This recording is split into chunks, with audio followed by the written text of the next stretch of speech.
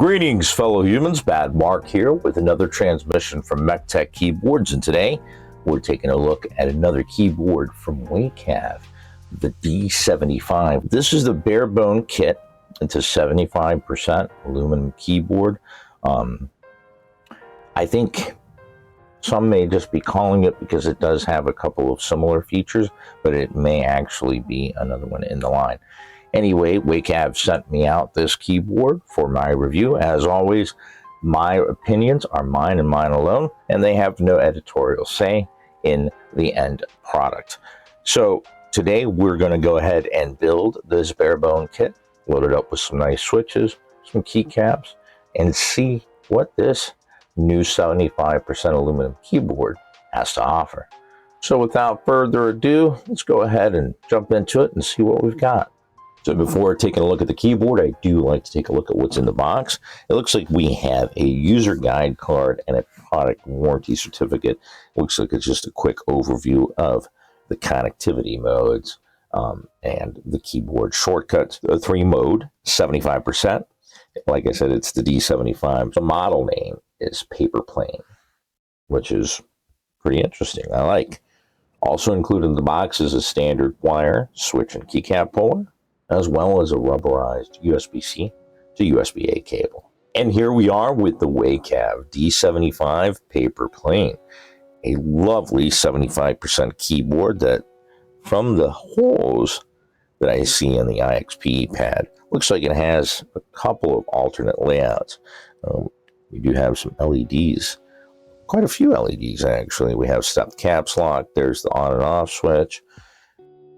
I don't usually get to pick colors, but in this situation they asked, so because they have a selection, I'm going to say they have 7 colors. I'll have to confirm that, but I saw this purple and I was like, man, if that's anything like the picture, and it's really true to the picture. It's not a overly bright and in-your-face purple. It's a nice subdued purple. It's almost classy, and I think that it's going to look pretty good with the keycaps that I picked out for this. But anyway, right now let's just take a look at what we got. So like I said, it does look like we have some alternate layouts, but except for the step caps lock, I think that we're probably going to need a different plate. And I do believe that I saw different plates listed on their website, but I'll have to confirm that. Let's take a look at these really quick. Now these are pre-lubricated. Now it looks like they're lubricated on the inside, as well as a dollop on the wire right near the elbow. And they also have some pretty good tolerances. They're nicely attached to the plate. They're not going there. And that's pretty good because it did not look, unless the sheet is covering it, doesn't look like there's support for screw-in stabilizers. Now it looks like we have a couple of switches. Whoa! Yeah, it looks like we have a couple of switches that have been included to keep the plate and the PCB together, so there's no studs or anything to keep it together besides the switches, which is fine. I think it actually, usually for flex cuts, I mean, it can make inserting or installing the switches the first time maybe a little bit, just a little bit more of a effort, but I think that it offers a nice balance between flex and feel, as well as uniformity in the sound going up and down the rows. So we see the paper airplane right there. It looks like has a little heart there on one of the wings of the paper airplane. We flip it over. It looks like we have a larger version of the icon. And I gotta say, yeah, this purple is gorgeous. The finish is very smooth. It's just nice, cold aluminum.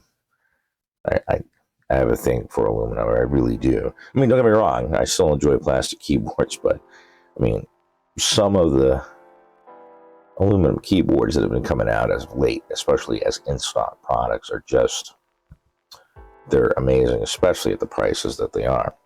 Now, I don't know if you noticed that we do have the USB-C port. I doubt very much that we have any bolts or screws hiding out underneath these skinny little feet. So I think this has a little magic trick up its sleeve. We have a ball catch quick release system. And an interesting spot for the 2.4 gigahertz dongle. I gotta say, I understand what goes into the manufacturing a little bit more maybe than some folks, because I've been involved not in keyboard manufacturing but CNC and other materials, so I can understand where that makes sense over going for a pocket. Because going for a pocket, you're going to need to make a lot more considerations, you know, especially depending on where you put it. And I don't think this one is pretty low profile, so I don't think it really has room for like a weight or like a cover. I can kind of understand why they put it there. I mean, we do have the on and off switch is below the tab key in this situation. So as you can see, we have these tadpole-like gaskets on the tabs of the FR4 plate. It is flex cut. Like I said, I do think that it has options for some different layouts. Step caps lock. I don't know if that's for the 7U perhaps. So I don't see alternates for the modifiers.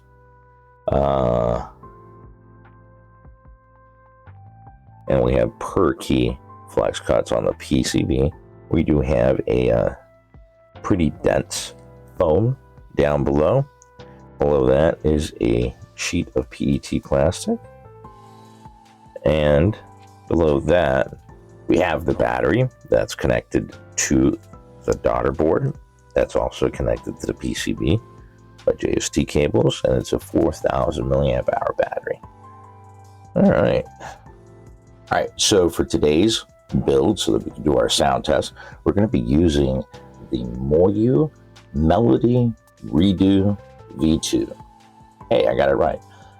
It is the second revision of a switch that I read a lot about. I never had a chance to get a hold of it and review it, but it was described as somewhere in the middle between a linear and a tactile, and I really agree with that. At first, I was like, I don't get it. It has this very shallow bump, but it's not really a bump. It's more of a, because it's so gradual, it just feels like the entire switch. It really feels like, I've talked about some switches being like a capital D, like, you know, it feels like the entire switch is, you know, the bump, but this is more gradual, but still a little heavy. It has a 3.4 millimeter travel and a bottom out of 60 grams, which is just in my perfect weight range.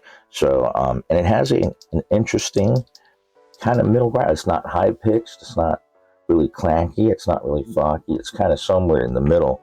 Let's get how it sounds in this Weikav D75 using the FR4 flex cut plate.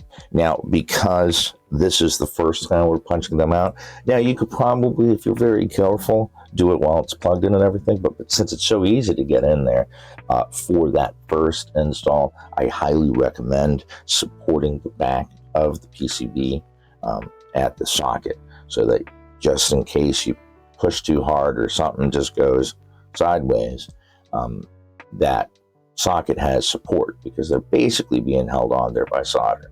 Now, disclaimer, they have gotten much better over the last year or so. They used to be very fragile. They used to be much easier to break and just pop them off. Now, there are fixes for that. It doesn't mean your keyboard's done or you can never use that key again, but it does require a soldering iron for the most part, most of the times, unless for some reason the pad didn't tear off. Anyway, so today we're going to be loading up these not linear, not tactile, but somewhere in the middle, Moyu Melody V2. Yeah, it does kind of rhyme. I'll take out these placeholders when I get to them, but like I said, I'm going to support the back of the socket so this doesn't pop out. Go ahead and load them up, and then we'll figure out some keycaps get to the sound test. All right, so we've got the Moyu Melody V2 Redo switches all loaded up onto the flex cut plate. We also, I didn't really inspect the PCB, but we do have individual flex cuts. That's probably why we don't have the support for screw-in stabilizers, though. There do seem to be posts available, or holes available for posts, if you wanted to attach the plate instead of just using the switches.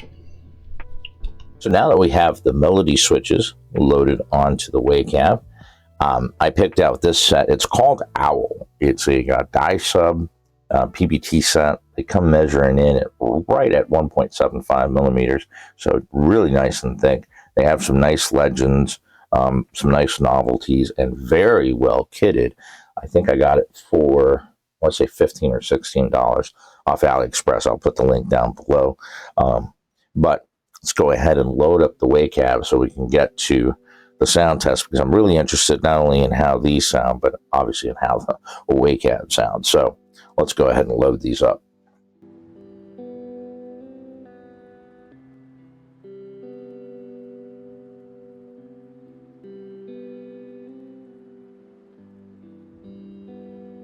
And here we are with the Weikav D75 paper airplane or paper plane loaded up.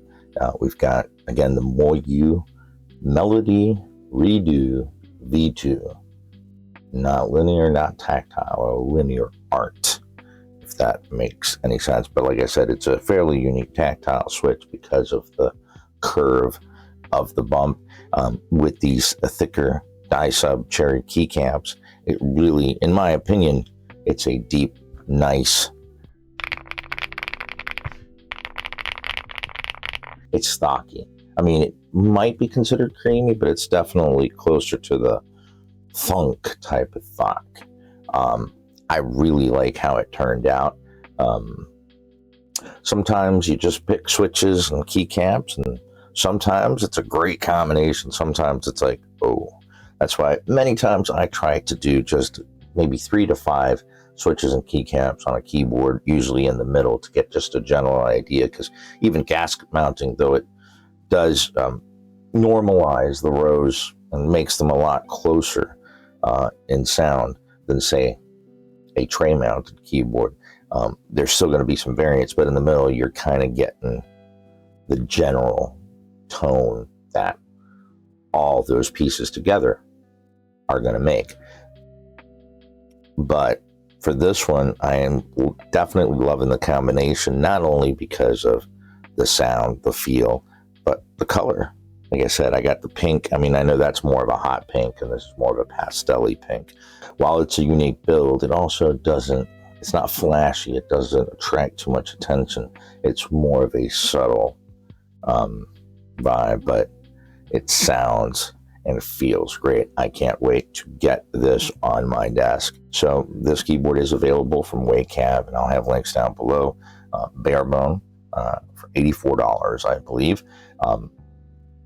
Now, I will be coming back to this keyboard. I've got a couple of ideas for it, but for right now, I'm just going to go ahead and leave you guys with a stock sound test of the Weikav D75 paper plane with the quick latch system. We've got the Moyu Melody Redo V2 switches, as well as these keycaps called Owl.